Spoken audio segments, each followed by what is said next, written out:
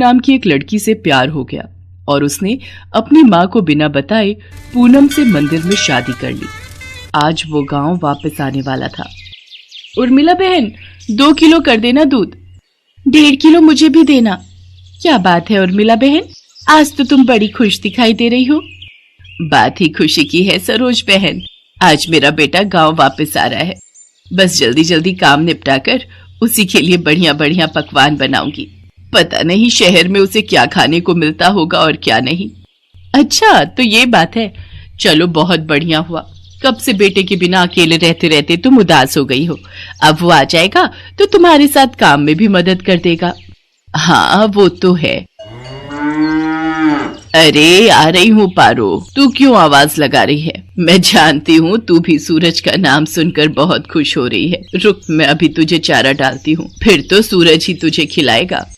उर्मिला की गाय पारो अपनी आवाज में उससे बातें कर रही थी, मानो वो भी सूरज के आने की खुशी मना रही हो। शाम के समय सूरज आ जाता है, पर अपने बेटे के साथ बहू को देखकर उर्मिला को बहुत बुरा लगता है। माँ तुम नाराज मत हो, सब कुछ बहुत जल्दबाजी में हुआ। पूनम के पिताजी की तबीयत ठीक नहीं थी और वो चाहते थे कि हम ये शादी जल्दी से जल्दी कर लें, इसलिए मैं आपको बता ही नहीं पाया। पर अब मैं आपके साथ ही रहूंगा, आप चिंता मत करो। और माँ पूनम बहुत अच्छे स्वभाव की पढ़ी लिखी लड़की है, आप एक दूसरे को आसानी से समझ जाओगे। ठीक है, देखती हूँ वो मुझे कितना समझती है। गांव के रहन सहन और शहर के रहन सहन में बहुत फर्क है बेटा। उर्मिला की तरह पूनम घर के कामकाज नहीं कर पाती थी, उसे तो घर का कोई भी काम करना नहीं आता था। सूरज, तुमने मुझे कहाँ लाकर पटक दिया है? मुझसे ये घर के काम नहीं होते, हमें शहर वापस चलना चाहिए। उस गाय का गोबर साफ करो, उसे चारा डालो, उसे नहलाओ, घर की लीपा पोती करो। ये सब करके तो बदबू के मारे मेरा बुरा हाल हो रहा है। ऊपर से तुम्हारी माँ को माँ जी का नाटक करते हुए लहसुन प्याज ही काटती रह जाओ। कैसी बातें कर रही हो पूनम? यहाँ पर सारा कामकाज बना हुआ है।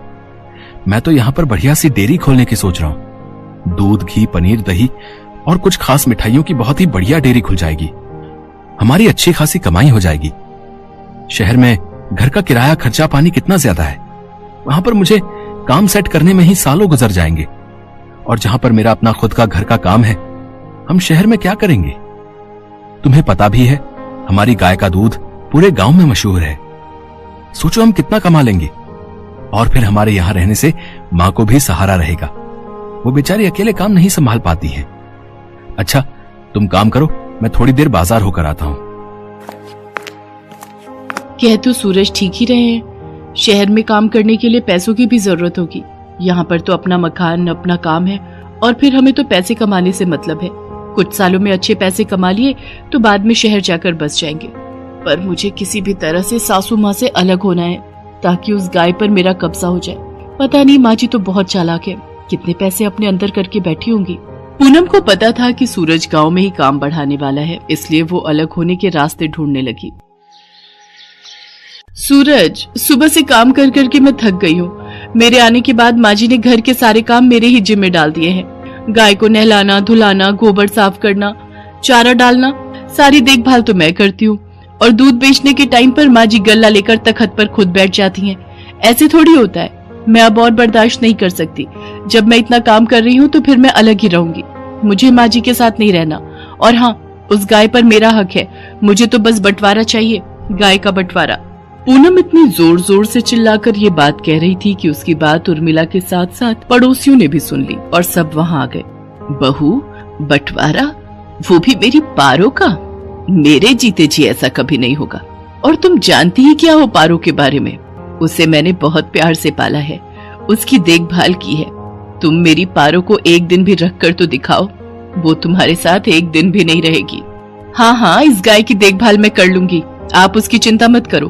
पर एक शर्त है, आप बीच में दखलंदाजी नहीं करोगी। मैं जैसी मर्जी गाय की देखभाल करूं, आप उससे दूर रहोगी। सूरज, अगर आज बंटवारा नहीं हुआ तो मैं तुम्हें छोड़कर शहर चली जाऊंगी। माँ, अगर पूनम चाहती है तो आप उसे गाय दे क्यों नहीं देती? उसे एक बार कोशिश करने तो दो। कहीं ऐसा ना हो आप दोनों के झगड़े में मेरी शादीशुदा जिंदगी खराब हो जाए। सूरज बेटा, एक माँ कभी नहीं चाहती कि उसके बच्चों का घर खराब हो। अगर बहू की यही इच्छा है तो आज से मैं अपनी पारो बहू के हवाले करती हूँ। उर्मिला बहन, इतने सालों से हम देख रहे हैं पारो को तुमने बहुत लाड प्यार से पाला है। कहीं ऐसा न हो बंटवारे के चक्कर में एक निर्दोष जानवर परेशान हो जाए।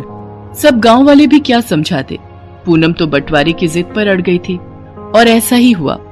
गाय अब पूरी तरह से पूनम के हवाले थी।